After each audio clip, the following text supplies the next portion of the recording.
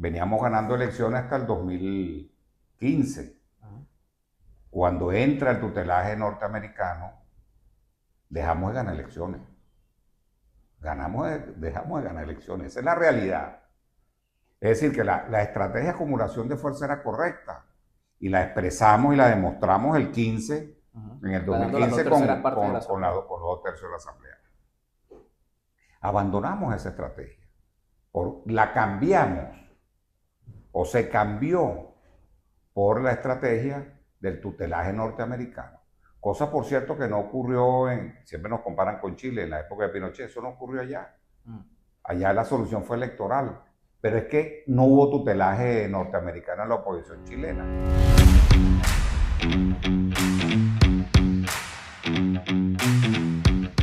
El último trimestre de este año 2024 ha sido muy acontecido en materia política y posterior, por supuesto, a lo que fue la elección presidencial del 28 de julio, que le siguió también en materia electoral este 2024, que buena parte del mundo fue a elecciones, buena parte del mundo renovó autoridades tanto legislativas como presidenciales.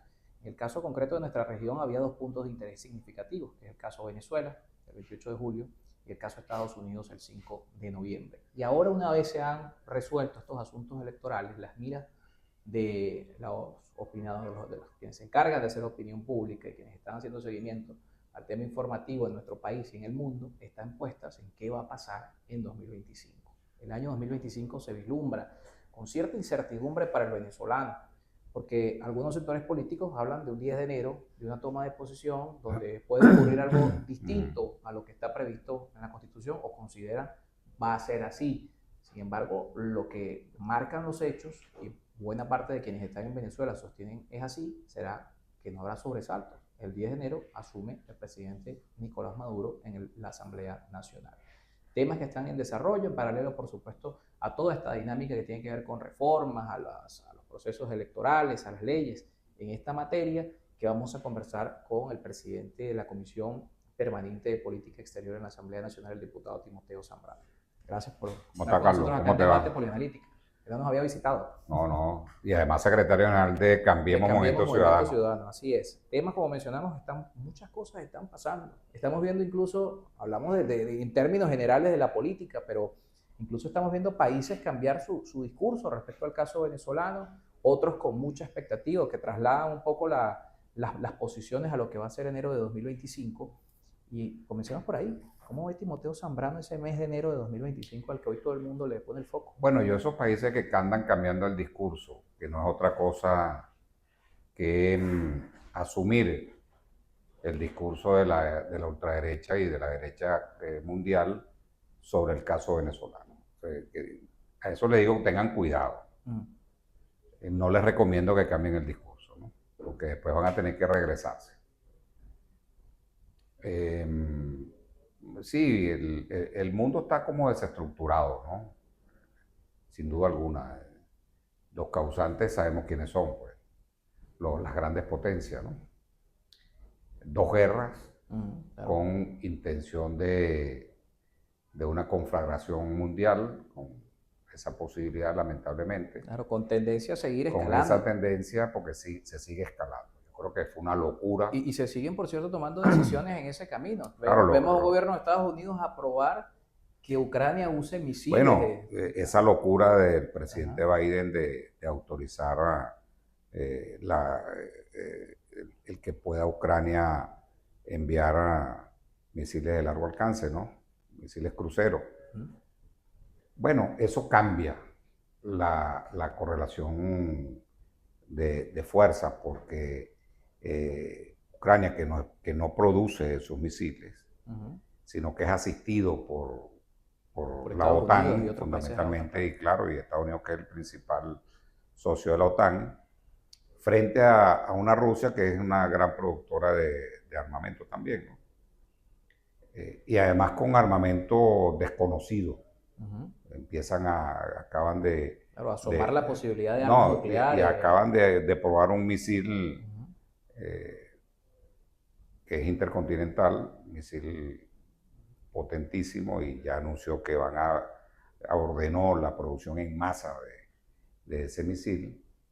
Bueno, eso te da cuenta que la escalada ya empezó, lamentablemente por esa errónea política y decisión del presidente Biden. En vez de haber anunciado en su salida que iba a haber un alto al fuego y que estaba en camino una negociación, que había un diálogo y una negociación para acabar con esa guerra. No, la incrementa, o sea, la potencia. Es absurdo, Claro, que con el algunos, riesgo a que el mundo entre en una dinámica imparable claro, impredecible, no sabemos y a dónde además puede escalar impredecible, pero imparable. y Se que, va a parar cuando todos nos acabemos, y pues. que estas decisiones, algunos analistas dicen, bueno, son un poco extrañas en un gobierno que está de salida, porque a esto no podemos dejar de lado lo que fue también el tema de la ley Bolívar, que ha sido aprobada en el Congreso, y el reconocimiento por parte de funcionarios de Estados Unidos, Edmundo González, decisiones que se dan a escasas semanas de salir Bueno, esas son decisiones torpes Mm, de un gobierno que ya no es gobierno, o sea, en términos reales, ¿no? Esas son claro, decisiones un torpes. gobierno Eso han de debido, 5 semanas claro, seguramente. son torpezas que ya las cometió también Donald Trump en su primer gobierno cuando reconoció a Guaidó como presidente interino. O sea, es volver sobre los mismos errores, ¿no? Eh, la administración Biden que se mantuvo más bien un poco alejado de ese tema como tal, ahora de pronto sale a reforzar de nuevo esa locura que fue Guaidó y que ahora pretenden también nombrar a otro que es este señor Raimundo.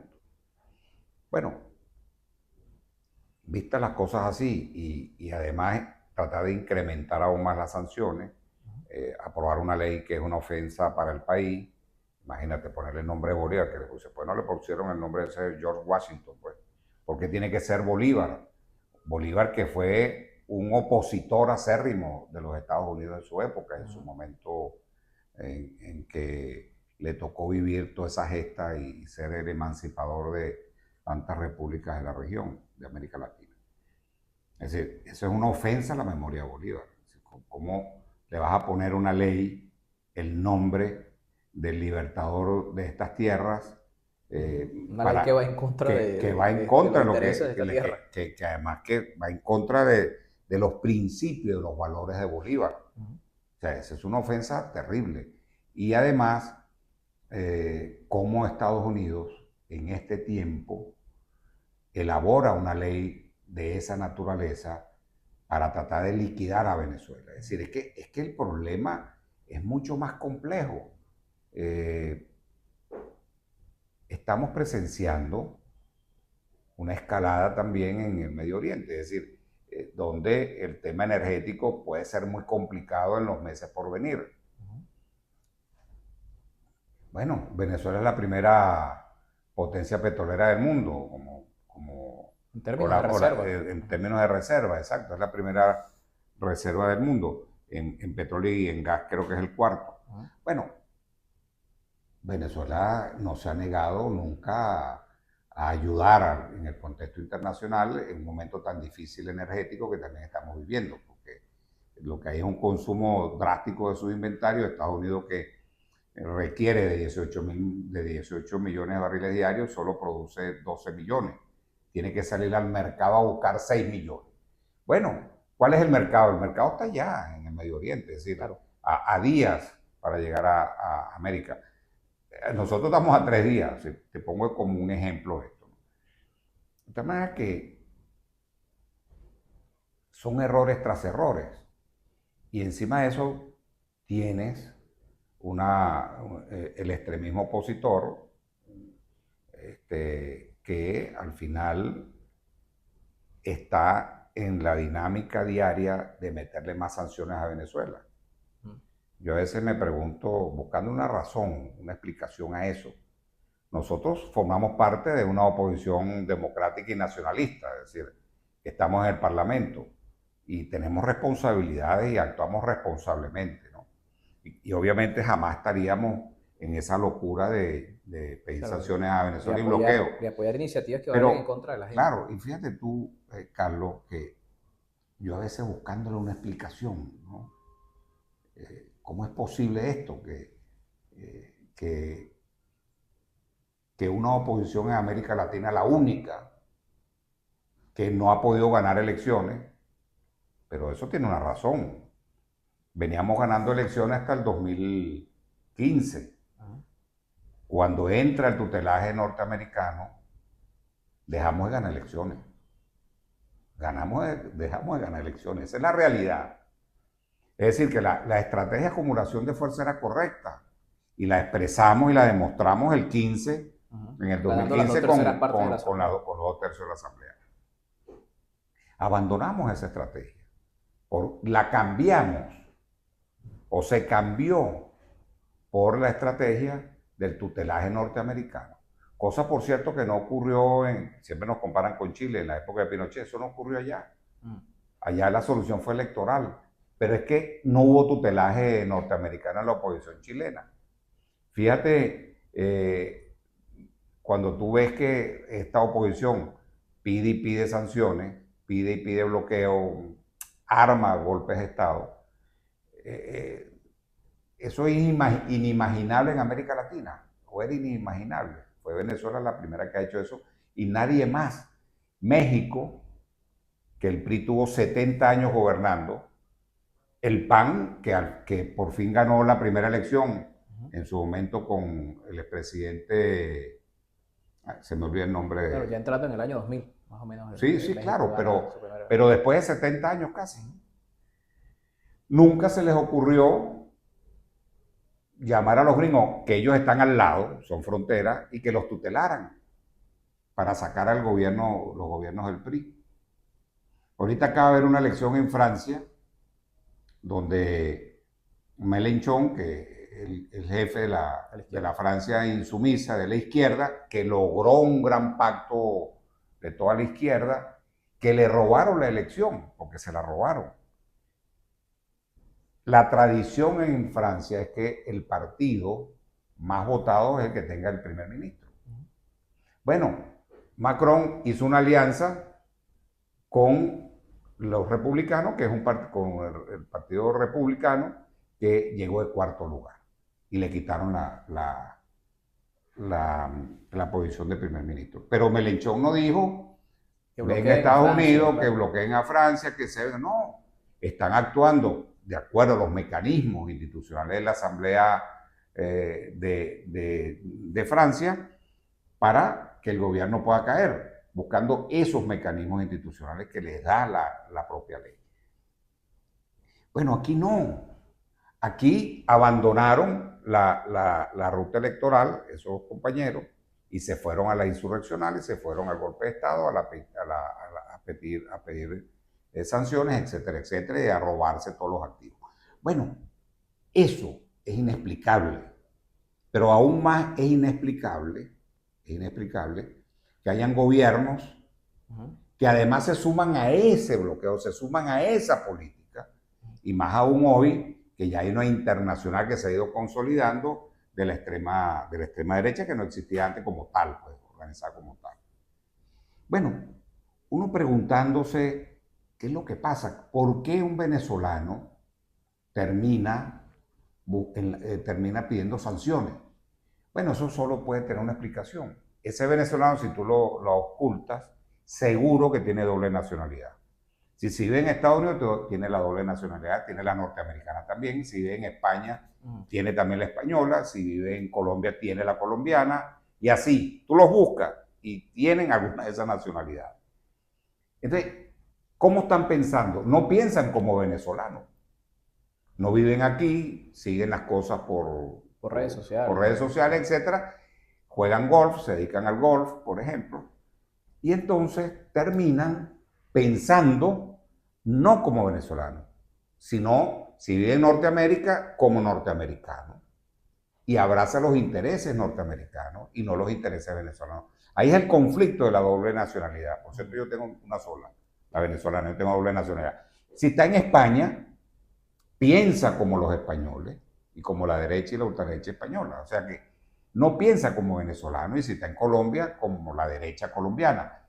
Es decir, que vemos una fractura en el sentido de pertenencia de esos ciudadanos con su país de origen, con su nacionalidad de origen y asumen Claro. en todo el contexto y en todos los valores la segunda nacionalidad. Para algunas personas que apoyan estas iniciativas, bueno, se la plantean como mecanismo de presión.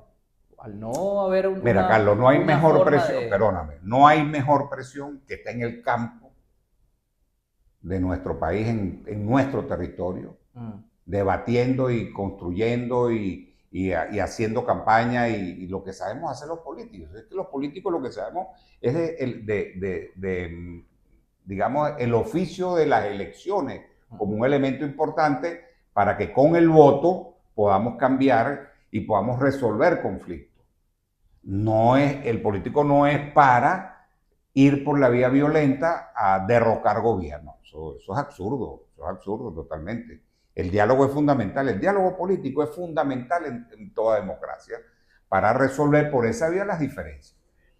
Entonces, no hay mejor presión que la mayoría, que tú construyas una mayoría social en tu país. Esa es la mayor presión y es pacífico, no es violento. No tienes necesidad de venderle, de intentar venderle el país a otro país.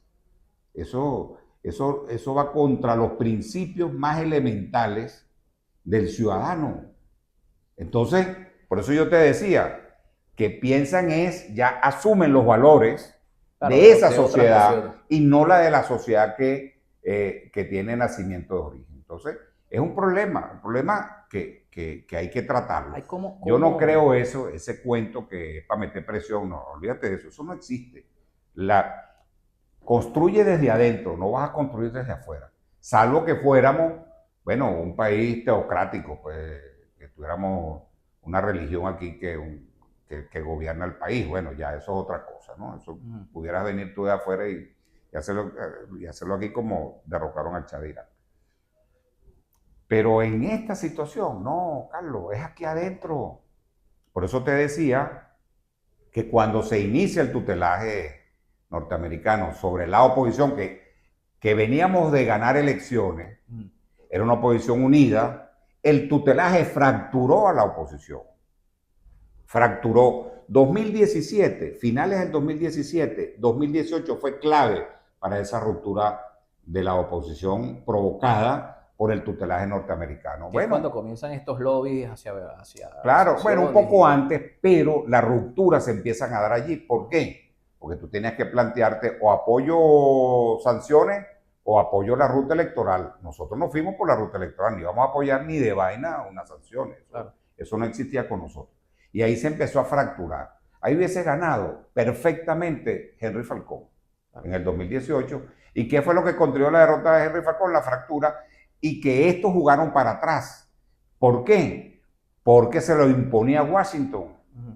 No podía ganar Henry Falcón o no podía venir un candidato, bueno, de Acción Democrática o de COPEI. No, eso no era posible. Ellos se opusieron también a esa candidatura. Claro, que se manejó en su momento que el candidato fuera Henry Ramos. Bueno, ahí tienes cómo el tutelaje ha venido fracturando e impidiendo una victoria electoral. Por el contrario, se han ido por la vía violenta y el desconocimiento de la vía electoral. Ahora, hay quienes perciben esta posición frente al tema de las sanciones, frente al tema de esta legislación que se aprueba en Estados Unidos, como que, bueno, es que esta oposición está defendiendo al gobierno de Maduro.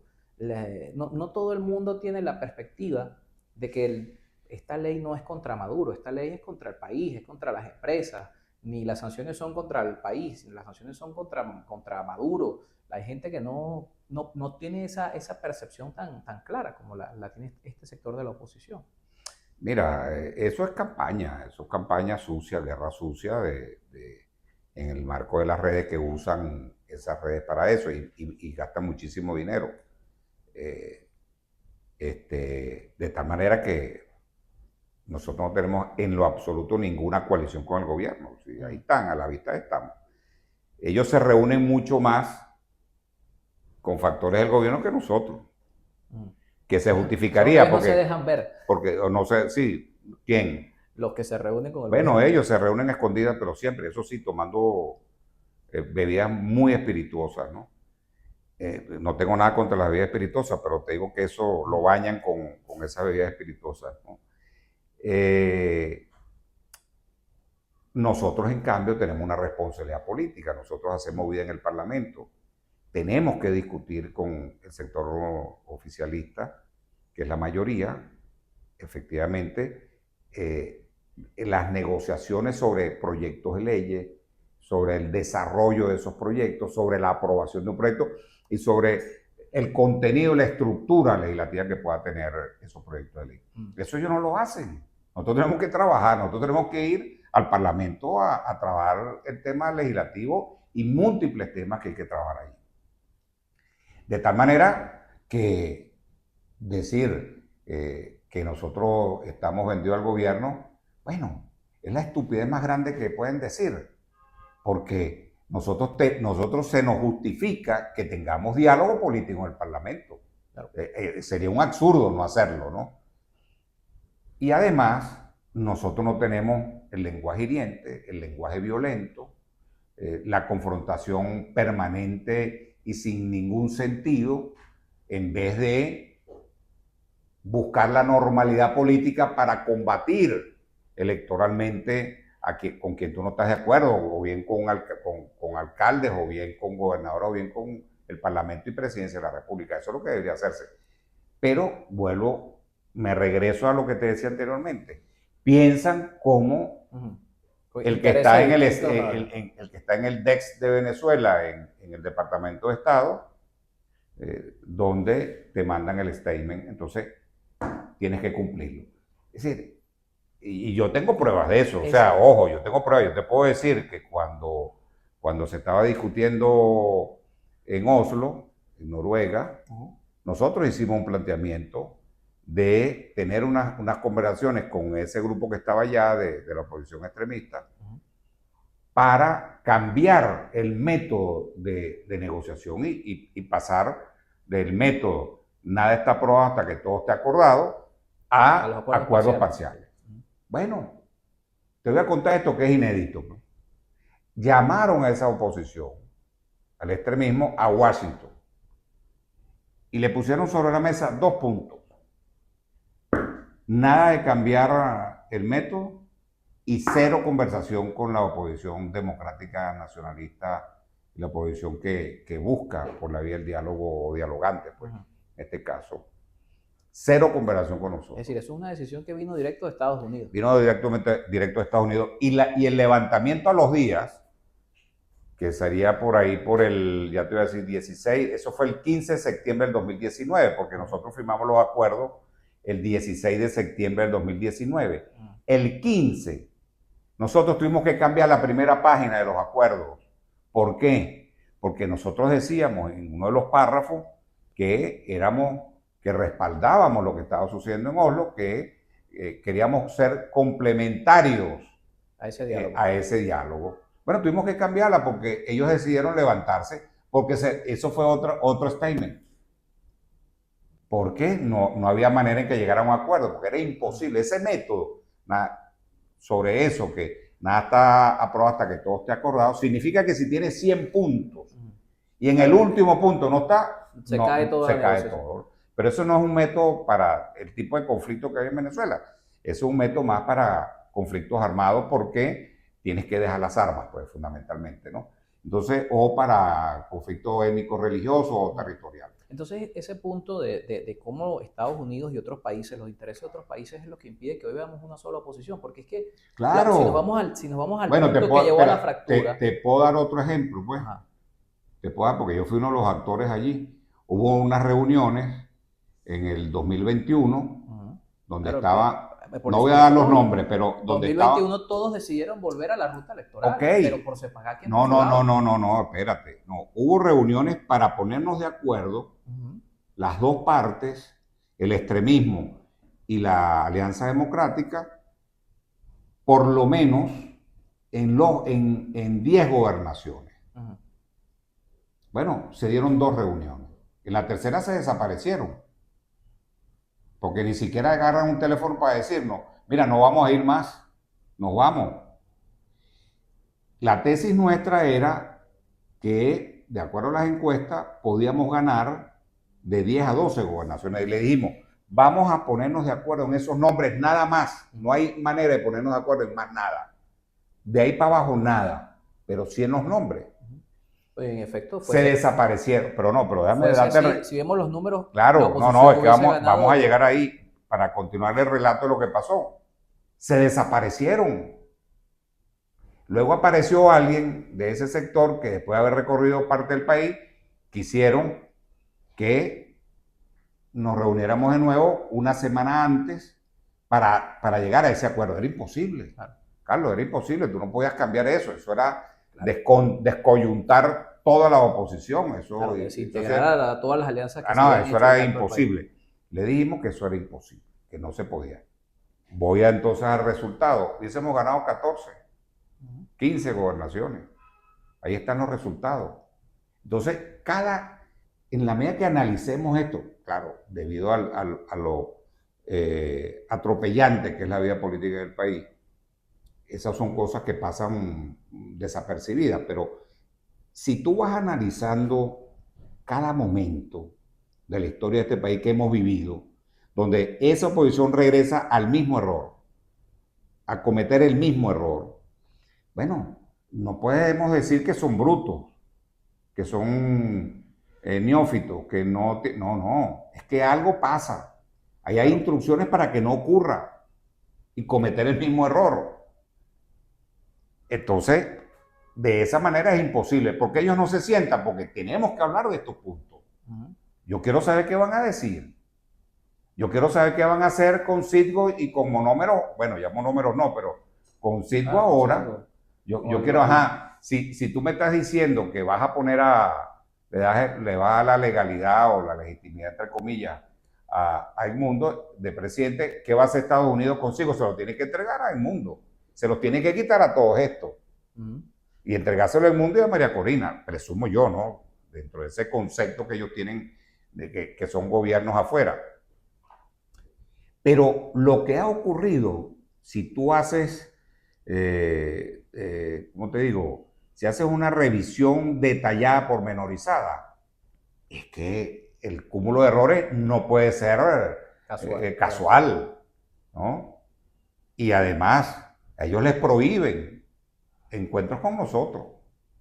Ellos les aceptan los encuentros con el gobierno. ¿No? Si nosotros los reconocemos a ellos, que son un sector del extremismo radical en Venezuela, que sí están en una esquina por allá de la oposición, bueno, nosotros lo reconocemos, no nos cuesta nada reconocerlo. Pero ese término del extremismo ahorita, luego del 28 de julio... Bueno, hermano, pero si tú... Pero hay figuras de izquierda, derecha. Bueno, pero tienen ellos que salir a decir lo que tengan que salir. Nosotros decimos que nosotros no tenemos ninguna alianza con el gobierno. Hemos tenido acuerdos con el gobierno. Los tuvimos y los firmamos con el cuerpo diplomático ahí al frente en la Casa María el 16 de septiembre. Es decir, perdóname, nosotros decimos nuestra verdad. Ellos no dicen su verdad. Ellos no la dicen. Entonces, ¿qué es lo correcto? Y te respondo a preguntas que tú siempre haces. ¿Por qué esa oposición extremista se reúne con el gobierno y no se reúne con la oposición moderada? Parece más fácil para todos reunirse. Porque tienen instrucciones que no se pueden reunir con nosotros. A nosotros, como nadie nos da instrucciones, nos podemos reunir con ellos cuando ellos quieran. Nosotros decimos, reconocemos a ese sector extremista que existe. No puede ser que no existen. O sea, yo no puedo decir que ellos no existen. Eso sería el absurdo. Ellos existen. Aunque ellos no reconocen. No reconocen, no nos reconocen. No solo que no lo reconocen, sino en el caso después del 28 de julio dicen esa oposición no representa a nadie. Y caemos en el tema de dónde estamos hoy. Bueno. Porque en este camino... Bueno, yo en tu programa anterior te dije que ellos habían dado vacaciones. Hasta le dieron a su gente, váyanse de vacaciones, váyanse para la playa, para el campo, para la montaña, mientras nosotros recogemos lo que tenemos que recoger, que nos tienen que entregar, y nos vemos el 10 de enero.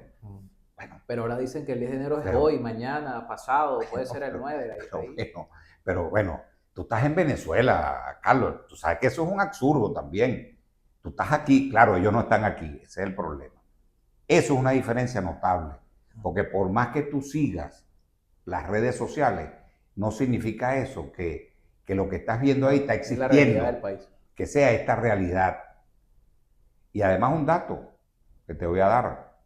Hay ya estudios donde indica que los medios, que regresamos a la preeminencia de los medios tradicionales, televisión, prensa escrita y radio. ¿Por qué? Porque la gente va a buscar va buscando la verdad en esos medios porque saben que las redes Claro, es un bombardeo constante de son informaciones. puros bulos y puras cosas, puros fake news y tal. Bueno, ellos siguen eso. Ellos creen que por eso conocen la realidad y no es verdad. No es verdad y tú lo sabes. Tú vives aquí, aquí es donde se conoce la realidad. Entonces, ellos tienen una desconexión de ese discurso que ellos tienen violento de la política hiriente, porque ese discurso no lo lleva a la gente. Entonces, no hay manera que se conecten y no se van a seguir conectando. No es fácil conectarse con la gente. Obviamente que no es fácil, claro, pero es más fácil cuando estás aquí en el país, no cuando estás afuera. Ahora, hablando ya, bueno, se nos acabó el tiempo rapidísimo, de 2025, elecciones de gobernadores, de alcaldes. Hace unos días estuvo acá Luis Augusto Romero y decía que el voto quedó, bueno, muy golpeado después del 28 de julio y a todos los sectores, no solamente a los que salieron más favorecidos. Cada proceso tiene su realidad. Cada proceso electoral tiene sus niveles de participación, conciencia política. Es muy difícil decir que lo que pasó el 28 se va a repetir, porque la historia no es asible en el tiempo, no se repite, ¿no? Entonces, yo creo que efectivamente van a haber 3 elecciones, creo yo. No quiere decir que eso es lo que va a ocurrir, ¿no? Claro, pero es una Pero posibilidad. en el análisis nuestro de Cambiemos en el partido es que vamos a haber 3 elecciones. Cada 4 meses una elección. Puede ser, pero después que se cumplan los 6 meses del cronograma, que es constitucional y tú no puedes convocar a mitad del cronograma la elección. Claro. Tú tienes que convocar primero la elección, después de pasados 6 meses, viene la primera elección, que tiene que ser junio. Si fuera el año que viene convocado desde el 1 de enero, bueno, la primera elección estaría a partir del mes del 1 de junio. Entonces, te agarraría, pienso que puede ser junio o julio, porque eso también está un poco atado a la aprobación de las reformas de las leyes electorales. Que deberían salir el 15 de diciembre. Bueno, deberían salir de aquí al 15 de diciembre, correcto. O, digamos, pueden salir parcialmente y finalmente el 15, pues son 3 leyes fundamentalmente. Entonces, ahí tendríamos las municipales, alcaldes y concejales. Yo estimo que octubre puede ser la elección para gobernadores y legisladores regionales. Y diciembre, quizás el primer domingo de diciembre, regresando a la tradición la elección del Parlamento. Electoral de elección del Parlamento, sería en esa fecha, ¿no? Pienso que puede ser así, porque yo creo que el gobierno no tiene interés en hacer una mega, porque puede darse el caso que si hace una mega puede ser plebiscitaria para el gobierno. Entonces, no, que ellos prefieren, pienso yo, hacerlas por separado, irán analizando de una elección a otra cómo la van a tratar de acuerdo a su estrategia que se desarrolló en la primera elección.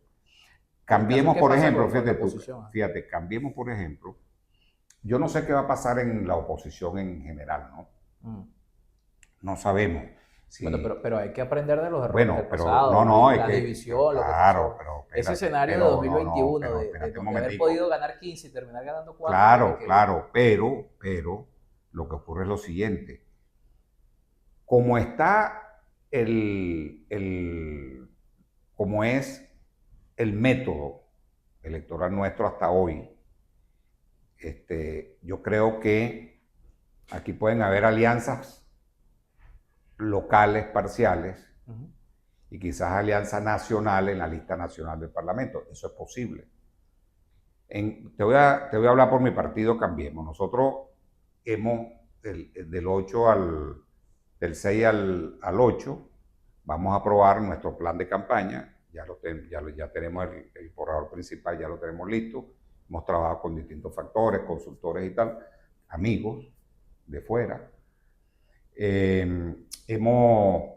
Estamos concluyendo un cuerpo de propuestas, que serían nuestras propuestas programáticas, serían unas 100 medidas que las vamos a presentar ante el país y cualquier alianza tendríamos que debatir si coincide si con coincidimos y si le agregan o le quitan, así habría que ver, ¿no? Bueno, y lo que sería nuestra política de alianza. Eso es importante. También vamos a trabajar cuál va a ser nuestro método y nuestra escogencia.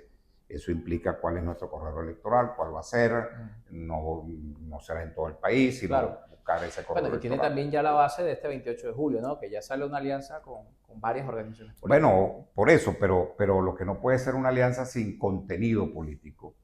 Nosotros vamos a proponer el contenido político como un borrador de inicio, pues, y con un plan de campaña, ¿no? Bueno, obviamente lo ideal es que haya una unidad de distintos, no solamente de partidos políticos, Carlos, hay que quitarse de la cabeza que solo los partidos políticos, hay que hablar con los sectores sociales, con los movimientos sociales, con los colegios profesionales, por ejemplo, con las cámaras de comercio, con el sector productivo y el sector sindical. Es decir, es más allá. Por eso nosotros venimos también planteando la necesidad del pacto nacional, es decir, una nueva negociación no a partir del conflicto, sino a partir de los temas productivos, la economía, bueno, tratar de colocar en ese pacto nacional 7 grandes puntos desarrollados cada uno entre todos, que nos permita un acuerdo a 10, 15, 20 años, que le dé gobernabilidad, estabilidad y alternabilidad, que es muy importante. Pero con garantías. Y que lo hagamos este año que viene. ¿Por qué, Carlos? Por lo siguiente. El periodo presidencial son de 6 años. Bueno, tú no puedes llegar al 6º año a hacer un acuerdo. Eso es absurdo. Claro. Porque hay un elemento básico que es la confianza y no se va a producir esa confianza. Si tú lo haces empezando el periodo presidencial, tienes 6 años para demostrar. Por eso es necesario el pacto nacional, el desarrollo de ese acuerdo, de ese pacto nacional, donde esté todo el mundo. Es que es un momento en que todo el mundo debe estar, por lo que nos viene. No sabemos si hay guerra, si entramos en un periodo de una conflagración, o no sabemos qué va a pasar con la nueva presidencia del señor Trump. No sé cómo vendrá. Entonces, el país necesita unidad nacional. El pacto nacional nos permite llegar a esa unidad nacional. Y tiene 6 años para aplicarlo y para generar confianza. Si no hay confianza, muy difícil la alternabilidad. Claro. Gracias por acompañarnos. Bueno, hermano. Timoteo Zambrano con nosotros acá en Debate Polianalítica esta jornada, diputado a la Asamblea Nacional, presidente de la Comisión Permanente de Política Exterior y secretario general de Cambiemos Movimiento Ciudadano. Hablamos un poco estos días con representantes de distintos partidos políticos sobre qué va a pasar en Venezuela los próximos meses con el tema político. @Polianalítica en todas las redes sociales. Gracias como siempre a quienes nos acompañan a través de nuestro canal de YouTube.